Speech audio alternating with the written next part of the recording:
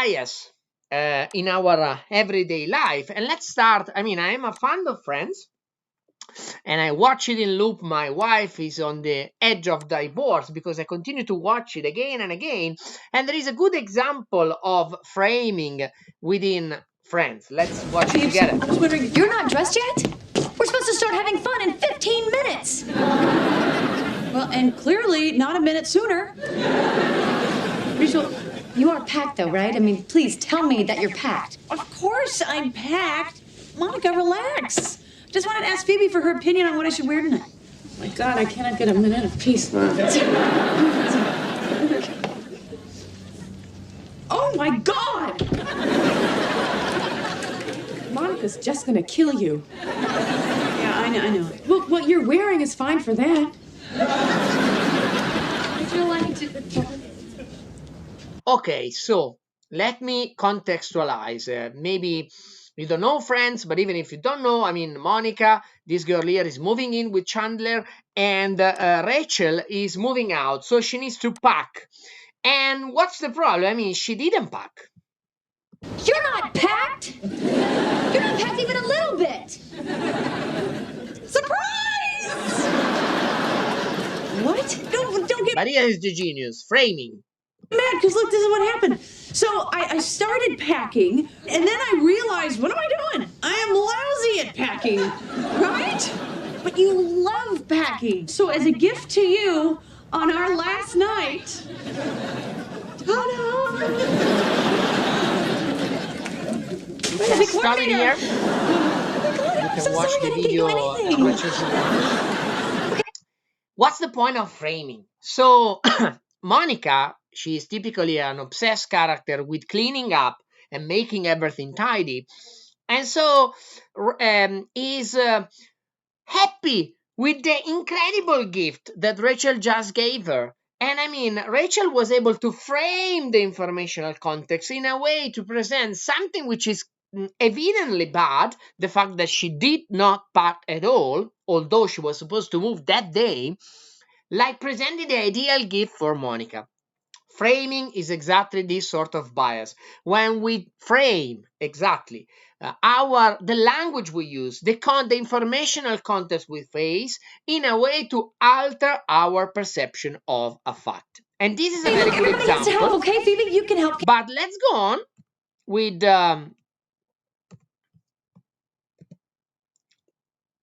with presenting framing as a way to basically, as a behavioral tip that indeed may be useful also for your task as game designer for the office girl task. So framing indeed is with us since such a long time. And although it is related to evolutionary biology and to the way in which our brain works. Why is there since such a long time? Because let me tell a story, and you can find this story. I'm talking about the guys and the girls that are going to read Inside the Nudge Unit, the book written by David Halper, the head of Behavioral Insight team based in UK. This is a picture of Frederick the Great, king and emperor of Prussia of Germany. And I mean, he's famous because somehow in Nudged, again, our topics overlap. Through a good frame, the behavior of his citizens. Why that? We can call it the underground potato movement. I don't know if it comes to your mind the fact that potato entered the typical food regime in Europe, at least, not before the beginning of the 18th century.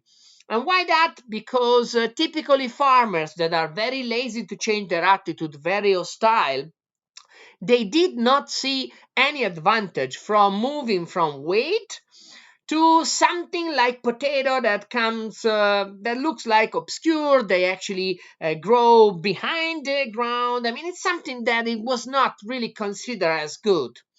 And so how to shift the food regime of people by encouraging them to consume more potatoes, because potatoes have very good nutrients, and they are very good positive properties in terms of the proteic contribution to our diet.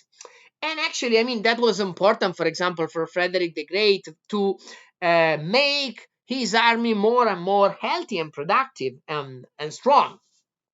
So actually, this is a good way to show how behavioral design works, because at the beginning, Frederick the Great typical use what? Imposition. So started obliging people, to farmers, to plant potatoes and to grow potatoes, and it did not work. I mean, actually, there were even people punished because they did not, and sanctioned because they did not grow potatoes, but that was not at all effective in increasing the amount of uh, people, of farmers, devoting some percentage of their fields to the growing of potatoes. Remember that somehow there is also the opportunity cost. I mean, it has to be clear the advantage of changing your attitude.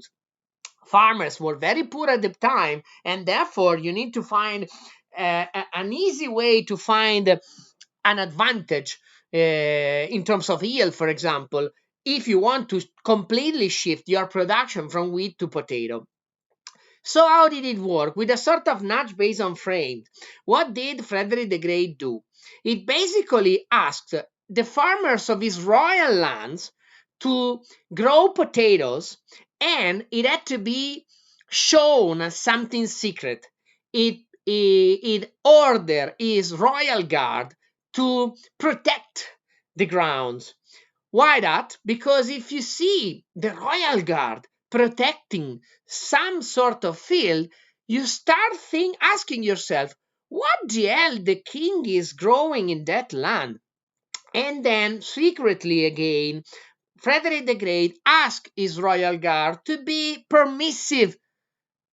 Permissive about what? Potential steal. I mean, because the king wanted people to see what was planted in that land and to spread the voice. So, with this very good intervention in terms of behavioral design, the diffusion of potato planting got ahead at an increasing path. And that again is a good example of frame. The way in which you frame informational context drives and alters the perception of people. In this case, towards the nutrient properties of potato and advantages of going to plant it. If the king does that, I will do the same. Let's give another example. These are pictures of very famous people of the last century. Mark Twain, Guglielmo Marconi, the inventor, a very young Winston Churchill.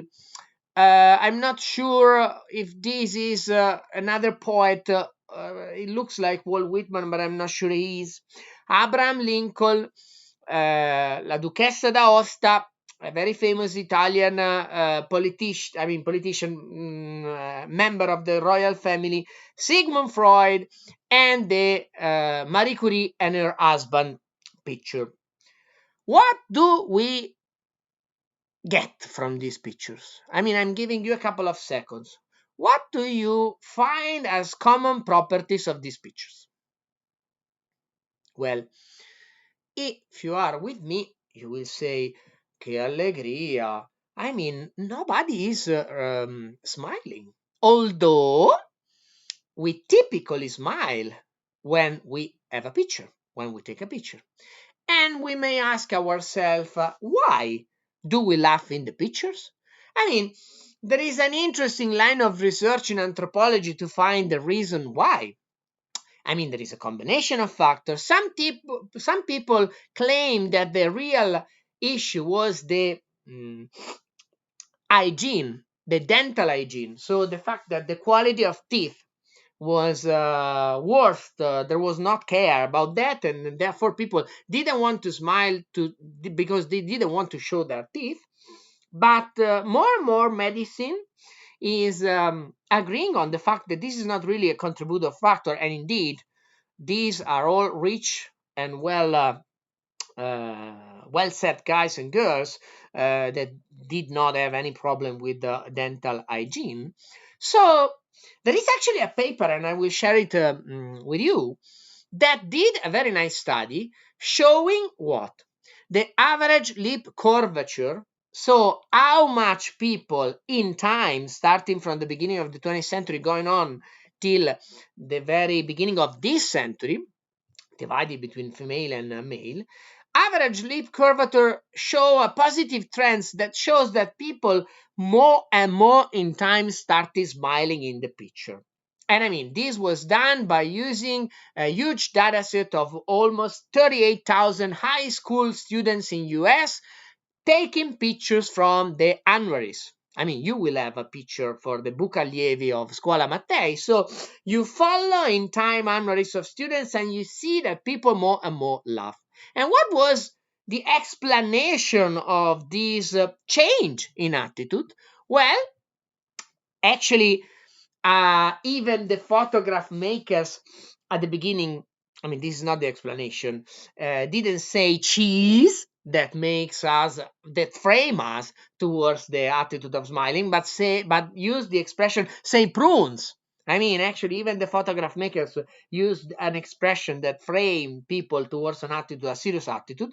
But I mean, the most relevant factor that today most researchers find as the relevant contributor to explain why uh, people started smiling in the picture is that Kodak was the inventor, the first introducer at the business level of cameras as personal belongings, as a personal good, and photography as a mass product for consumption, for mass consumption.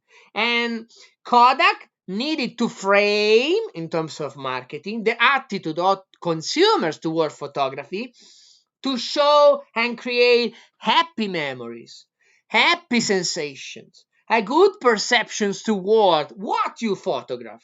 And I mean, this campaign, huge campaign started by Kodak, framed photography as the creation, the possibility of creating good memories from the past.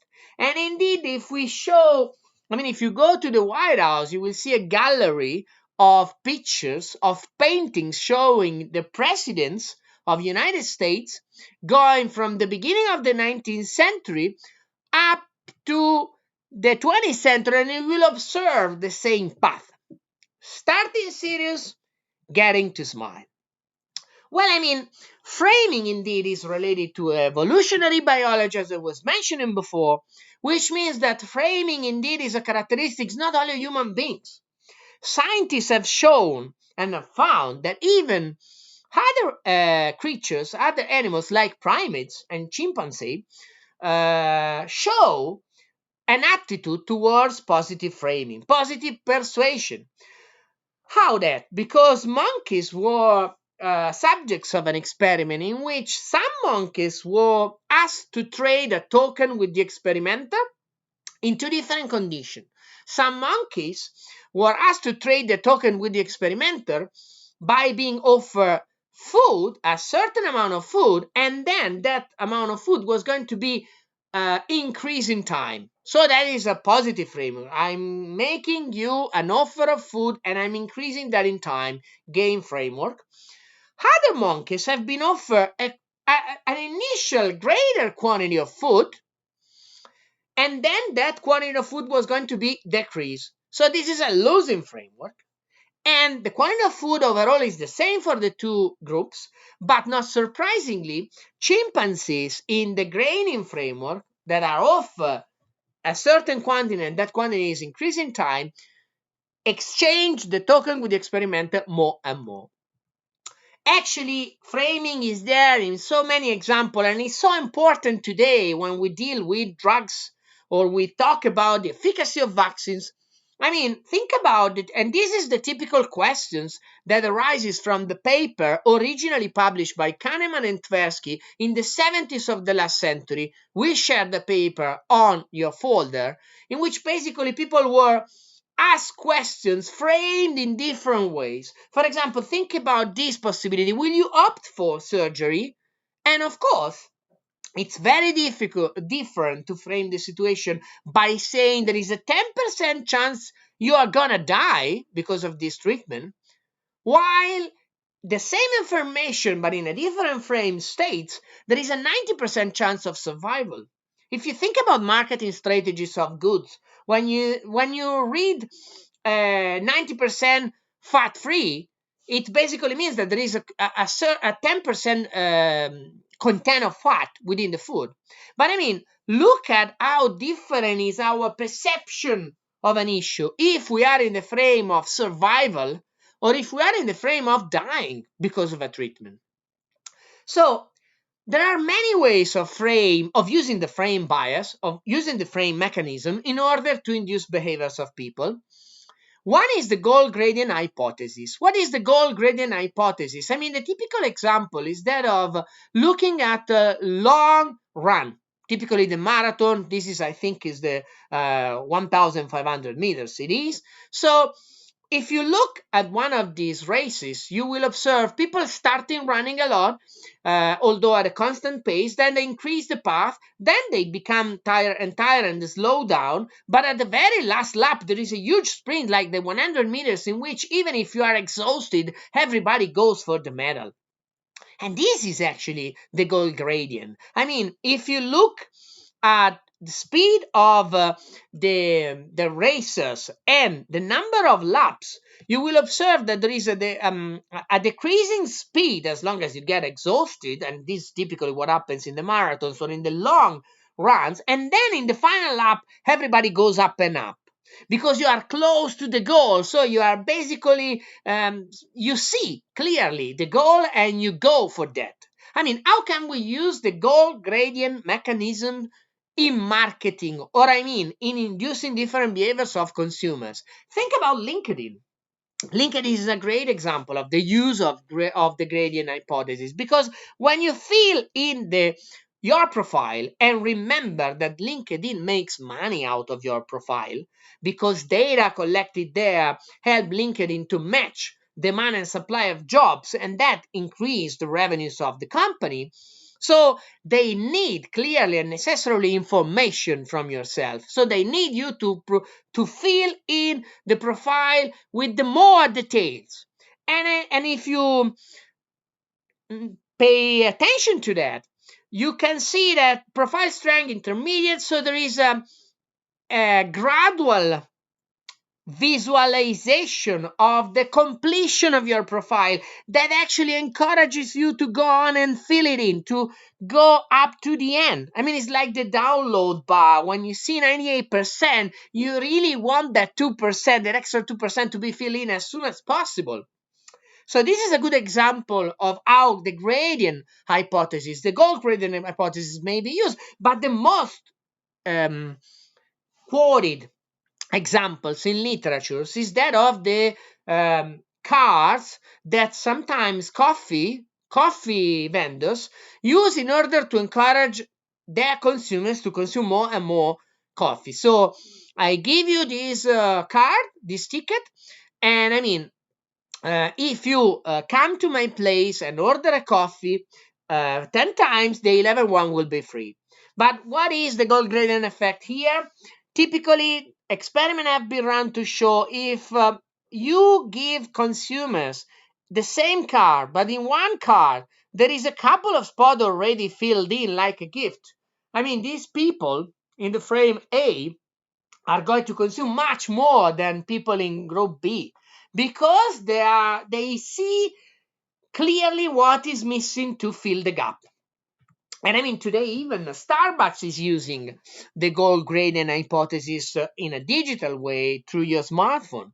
But to make other example, if you are a user of Duolingo, the app that uses the video games logic in order to encourage us to learn languages, the goal gradient is there in all the sections. This is Spanish. There is questions about family, sizes, household, occupation, time, and you see what is your progress towards the end of that level, and you are like dragged and addicted to the use of Duolingo. And again, Duolingo makes money out of the use of its app.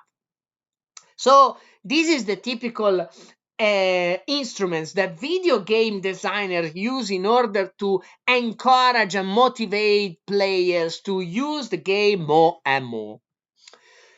We already talked about loss aversion, but again, we can talk about loss aversion as a framing situation. Why that? Because if we want to show a graph, I mean, if we put the intensity of pleasure on the y-axis, it may be positive, and this, of course, is if it is negative, it's the level of pain. And then we have the positive x-axis, that is the frame of gain when you gain money, and the left part of the x-axis is the loss when it's negative, you lose money. Remember what I was telling you, are very happy if you get $10, you find $10, you have a small pleasure, a certain amount of pleasure. But if you lose $10 and you are in this part of the quadrant, what happens is that the intensity of the pain is much higher, although the quantity of money is the same. Why that? And comes from evolutionary biology, because looking at the very ancient times of the first human beings, it was important because there was not so much to consume. And I mean, every day was a challenge, a fight to survive. Of course, it was important to keep your property safe, to keep what you had safe. And therefore, we have a frame in our brain that ensures us against losing much more than the pleasure we get from consuming more. So here, this graph, I mean, it's not the best one, because what I want to stress, and loss aversion is caused by the change in the slope of the curve that becomes steeper here in the loss quadrant. What is not here, but you can find in some other graphs showing the effect of loss aversion, is that even the convexity of the curve change, because this part in the gain frame, the curve is concave, and around the neutral point, what happens normally is that you can also observe the shape of the curve to change and become convex. And what does convexity get? That basically in the framing of loss, people are risk lover. What does it mean? That when something is uncertain but you are losing money, you are more and more likely to bet more and more. Think about the gamblers in a casino. While you are risk averse typically when you are in the framing of gaining. And there are so many examples in the literature showing these attitudes in human beings. Loss aversion shows and describes an asymmetry around the neutral point where losses, as I was mentioning, are perceived as 2.5 times more powerful than gains, which means that losing $10, losing 10 euros, sort of is equivalent to gaining 25 euros, or the other way around. Very important issue to add to this description: neutral point. So the asymmetry is not necessarily zero. Let's make an example that maybe can be in line with your life as Medea students and later on employees. If after Medea you get a job, most likely, and you get an offer for, I don't know, 30K thousand salary a year, that will produce actually a certain psychological impact on your well-being. So here we have money and the psychological impact, positive and negative. You see here the curve is convex. But imagine that later on, and I mean that will happen, you get a salary increase. Maybe you change your job and you get a salary increase. Where would your extra well-being start from? Which means that the asymmetry around the neutral point is not at zero here, because basically what changes is the reference point. You don't start from zero. So the extra salary, or I mean the increase in the salary, is now reference and compare with the initial salary. If you don't understand what I mean, I will try to make a very clear example about what in psychological science is called hedonic adaptation. Human beings are great in adapting to situation. I'm giving an autobiographic example. Till 10 years ago, I was a temporary worker at ENI with a very precarious contract. And I mean, typically I was not rich, not safe in terms of jobs, which means that basically I went to grocery store and bought my breakfast cereals with a very low price, the Esselunga one. And my dream was, sorry, everybody has the dream that he deserves or she deserves. My dream was to buy the extra Kellogg's. And I mean, I wanted not to consume them so much because they were not within my budget. What happened 10 years ago? I got the indefinite contract, which means never ending job, which means safety net about your job. First thing I did, change my budget for grocery, shifting my consumption for breakfast from low price cereals to the branded cereal I dreamt of for all my life. What's the point? If you ask me, the very first day I have breakfast with Kellogg's Extra, how happy I was, the psychological impact of the change, I would have answered, I'm so happy. On a scale 0 10, I would clearly have said 10. But not surprisingly, when the reference points changes, because Kellogg Extra quite soon became my new reference points, my new base, I adapted my hedonic evaluation of the experience to the new reference points, and I adapted to the consumption of Kellogg's. So if you had interviewed me about my well-being after a while, a few months of getting used to consume Kellogg's Extra, I would have said, I'm not so more happy than before. And I mean, this shows what? That we adapt to the context and we adapt our perception of the context to what changes in the context. It shows also that, fortunately enough, cereals are not important in the structural well-being of people, but there are so many studies in psychological science, in social science as well, that show that this hedonic adaptation works also for much more delicate and important issues. So lottery winners, for example, and I'm talking about $1 million, €1 million winners of lottery, predict to be very happy after the winning of a lottery, but some experiments shows, although there is new evidence that shows that indeed there is a huge change in life of people that win €1 million or dollars lottery, but some study shows that after the initial positive shock, lottery winners get back to a sort of structural well-being.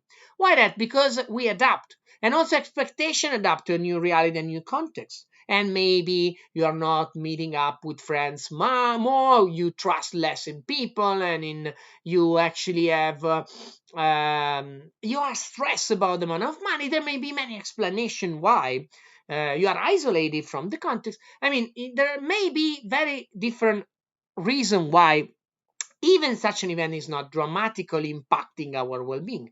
And that applies also for negative experiences. I mean, if you are diagnosed a chronic illness, the very moment in which you are diagnosed the chronic illness is is crazy L, and that produces a negative shock on your well-being. But research shows that even from that moment on, you can adapt. And you can find meaning in your life.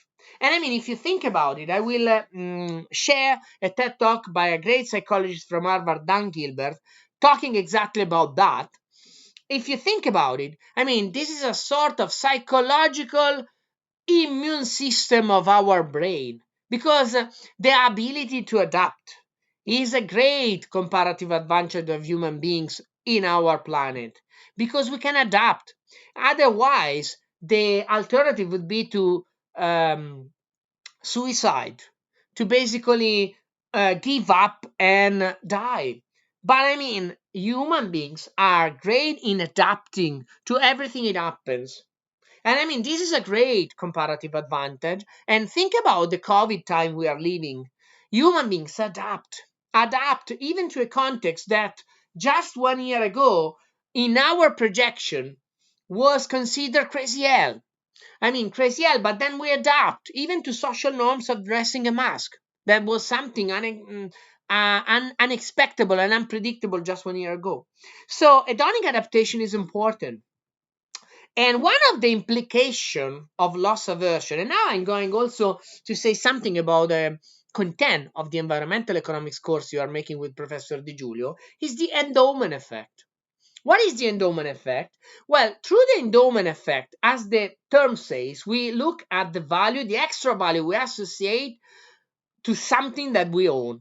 We adjust our level to our level of ownership, and that becomes the baseline by which we judge future gains and losses. Which means, the typical example provided by Richard Taylor in his research, and you can find in the books he writes as well, is that think about bottles of wine that basically you buy, and then maybe the value of that bottle increases, but you are not going to sell that bottle even if you're offered that amount of money.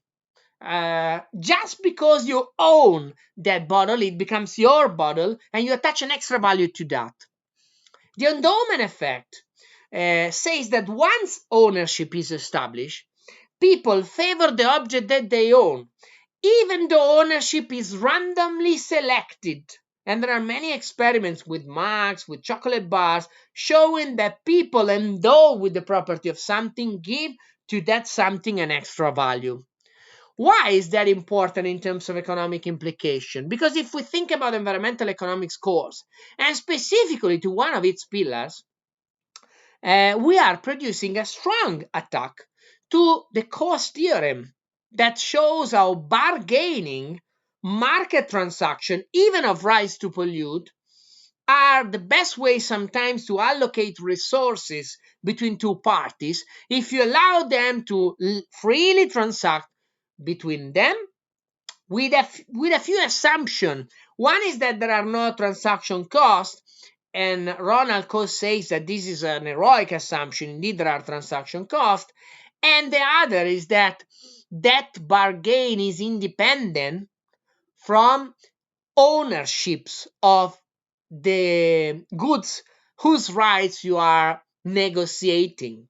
That is important. It has to be independent of the initial endowment, which means that evidence from experiments shows that sometimes willingness to pay and willingness to accept, they are not independent from the initial endowment of property rights, especially for environmental goods, polluting goods. That may be an issue. I'm not saying that the cost theorem is not important. It is, but keep in mind that then you need to test it through empirical evidence, and sometimes you need to balance that asymmetry somehow.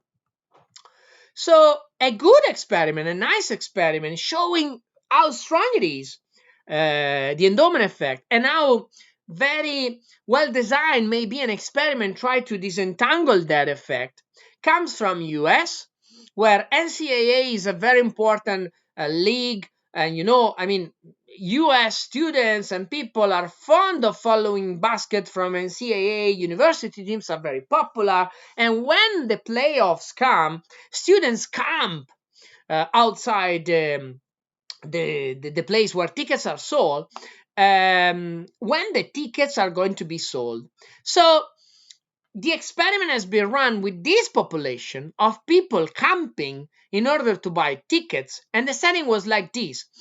Clearly from scratch, from the beginning, there were not enough tickets for everybody. So you know that there is going to be an excess of demand for that ticket of people that are a homogeneous population, because all of them are willing to camp in front of the shop before the tickets are going to be sold.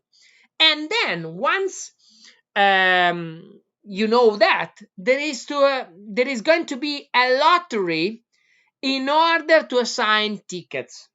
What does it mean? That basically you create the element of randomization over an homogeneous population to assign a certain bunch of tickets among that population.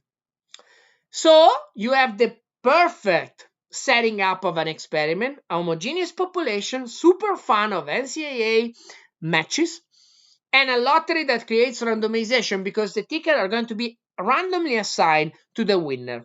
Then, after the lottery has been applied and implemented, phone calls, because the ticket winners receive a phone call in which they are asked for how much would you sell your ticket. and they answer a certain value.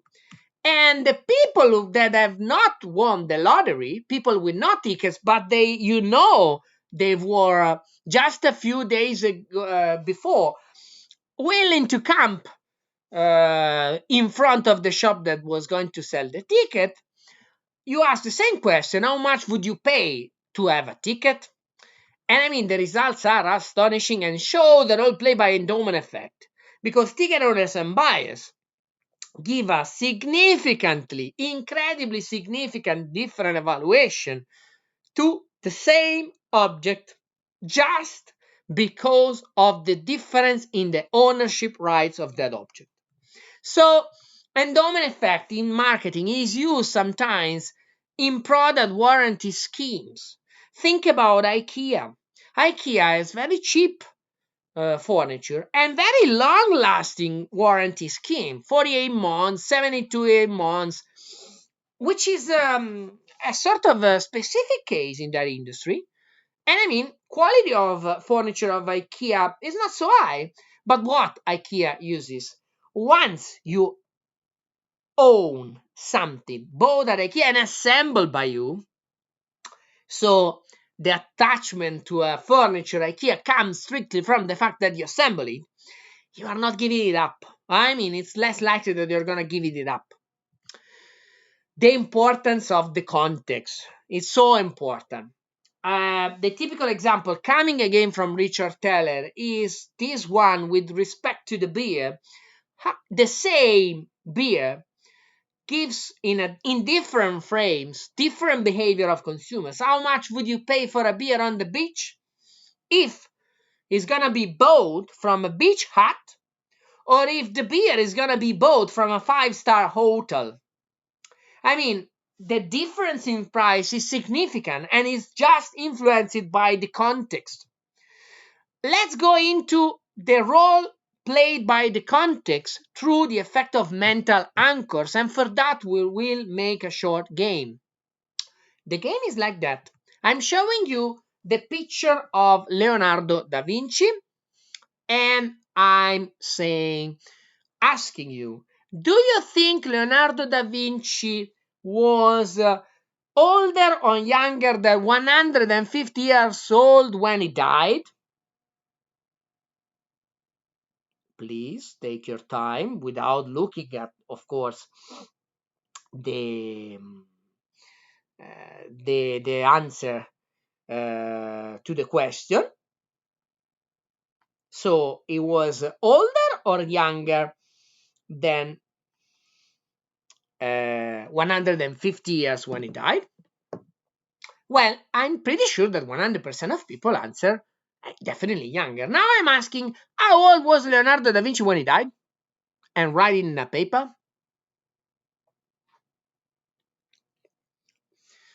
I'm sorry we cannot do that real time, but let me say that Leonardo da Vinci was 59 years old when he died. And I mean, most likely, if people know that, will answer correctly to the question. But if they do not know that, they will guess the answer based on the context. And the context I provided was made of two elements: the picture, the self-retract, which we actually don't know if it is a naturalistic self-portrait, but shows a very old man, and the 150 years old that I was telling as an initial anchor, a number. And maybe the number that you guess is not so far. I mean, is close to 80 or something like that. But imagine that I'm showing not this picture, but a picture of another portrait that shows Leonardo a little bit younger, and I'm starting with a different question. Was Leonardo da Vinci older or younger than 15-year-old when he died? Now the initial anchor is 15, and if I'm asking later how old was Leonardo when he died, most likely the number on average of a bunch of people will be much lower than the initial guess when the initial anchor is 150 years old. Anchors are elements of the informational context that enter our frame and alter our perception even if we are not aware. A great experiment run in literature, it's a little bit old, but a very elegant setup, was made with students from a US university that came to the experimental lab and were shown a bunch of products. A mouse trackpad, a keyboard, 2 bottles of wine, one better quality, one lower quality, a box of chocolate, a book. And then they were given a paper, and in that paper they were asked to write down the last 2 digits of their social security number, the health insurance number. So in this case it's 79. So the experimenter says to the subjects, okay, the 79, the 2 last number of the social security number, and we agree all that is a random number, because everybody has a random assignment in that respect, correspond to a certain budget in terms of money. And then you have the list of the products in your paper, and you are asked, would you pay this price? So imagine that you have $79. Would you pay this price for the relative product? So for the trackball, in this case, no. For the keyboard, yes. For the cheap one, no. For the expensive one, yes, and so on and so forth. And then, after answering this question, they are asked also, how much would you pay for each of the products shown? So put a real bid. And the results were interesting and astonishing, because show the amazing power of anchors. Why that? If you see here, people that have a low ID, so a low numbers, a random couple of numbers coming from the social security, put on average a lower price than people with an high ID. So this is the role of the anchor. And I mean, the difference is incredibly significant. People do not think that their evaluation are influenced by this random number, but they are. In fact, anchors enter our informational context, altering the perception of that context. Once a particular number is introduced, it becomes a reference from which prices in this case are charged, the anchor. If you have binge watched Lost a few years ago, one of the greatest TV series of all time, there was the concept of anchor even there from a psychological perspective, because it was the reference that prevented people from getting mad because of the overlapping of space and time. So anchors are an element of the informational context that influence our judgments. What is interesting from the experiment I was describing in a minute ago is that relative prices stay fixed. What does it mean? That logic, economic logic, stays there even when the random number alters the perception and the evaluation of the product, which means that independently of the fact that you have a low ID or high ID, relative comparison of product follow a logic. So the most expensive product is going to be valued more than the less expensive product, both in the case you have a low ID and in the case you have a high ID. So logic stays there. It's just a bias of the context. So what can we do? I mean, think about when you bid for a house. So in terms of negotiation, one of the first tips given to people is make the first offer, because if you are the one putting the anchor in the table, that will increase the chances that that anchor will have an impact on the final result of the negotiation. And how can we think about framing in a specific case of a product? Let's go for the iPhone. The first iPhone was launched, I don't remember, 2007, 2008. And imagine a universe in which the iPhone comes out for a price of $400, and then there is a parallel universe in which the same product is launched at the price of $600, and after 3 weeks, the price is lower at $400. Apple says, no, we made a mistake, we can reduce the price. And that is what happened. But the point is, actually, the two frames are very different, because in this case, with the same price, you perceive an offer has been made, a reduction of 2/3 of the price. It's great. And the saliency of the $400 and the convenience of that price becomes immediately visible. 2/3 of the price, what a fantastic offer. And then the iPod comes out and it's priced relative to the iPhone, and then Steve Jobs goes and present with the same logic the price. Let's see together. All right. Thank you. Thanks for coming today. Thank you.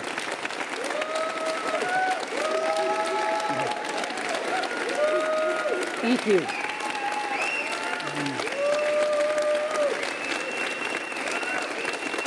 Thank you.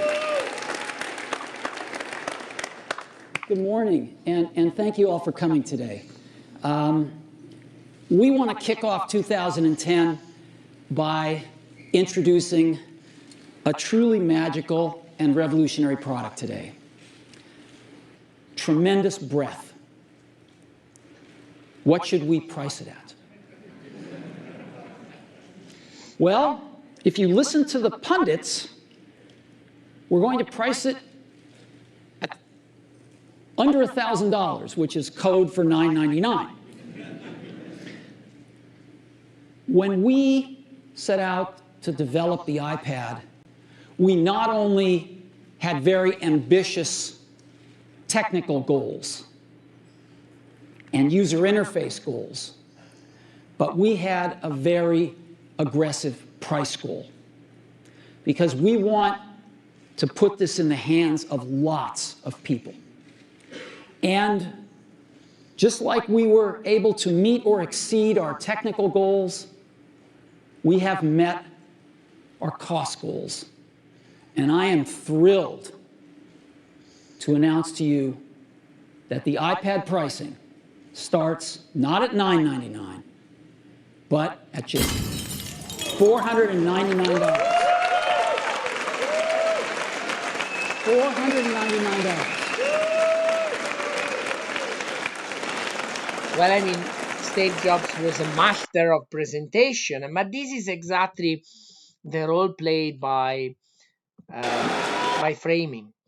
Okay, guys, I hope you enjoyed this video, and we will meet for the next level in a couple of days. I mean, a couple of days, because I'm filming that in a couple of days. Maybe you will have already, and you will watch it as you want. Ciao, ciao.